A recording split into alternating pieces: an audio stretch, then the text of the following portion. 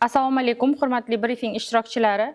Bugun Yangiyer shahar Yoshlar ishlari agentligi tomonidan kelgusi choraklardagi ustuvor vazifalar, rejalar, maqsadlar va asosiy yo'nalishlar haqida gaplashamiz. Yangi O'zbekiston taraqqiyot strategiyasida belgilangan vazifalar hamda yoshlarga oid davlat siyosatining ustuvor yo'nalishlaridan kelib chiqib, Yangiyer shahar Yoshlar ishlari bo'limi tomonidan kelgusi choraklarda quyidagi yo'nalishlarda tizimli ishlar olib boriladi.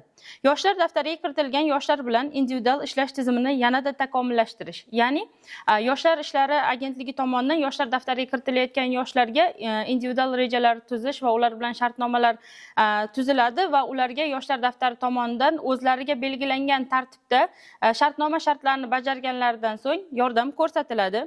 Ishsiz va uyushmagan yoshlarni kasb, hunar, tadbirkorlik hamda daromadli mehnat faoliyatiga jalb etish, bu yo'nalishda birja hamda kambag'allik qisqartirish markazi hamda mahallada yettiligi bilan hamkorlikda yoshlarimizni kasb hunarga, tadbirkorlikka qiziqtirish, yuqori natija ko'rsatgan tadbirkorlarga biriktirish yo'nalishlari yo'lga qo'yilib kelinmoqda.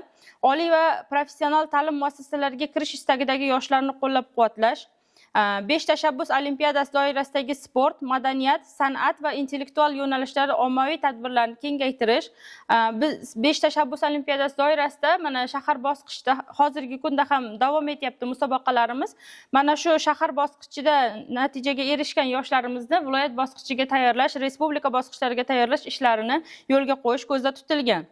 Yoshlar o'rtasida jinoyatchilik, huquqbuzarlik va salbiy illatlarni oldini olish maqsadida ichki ishlar hamda profilaktika inspektorlari bilan hamkorlikda yoshlarni o'rtasida jinoyatchilik, huquqbuzarlik va salbiy oqibatlarni oldini olish maqsadida tungi reydlar va qolaversa mana shu yoshlar ko'p to'planadigan joylarda va uyushmagan yoshlar o'rtasida manzilli ishlarni tashkil etish ko'zda tutilgan.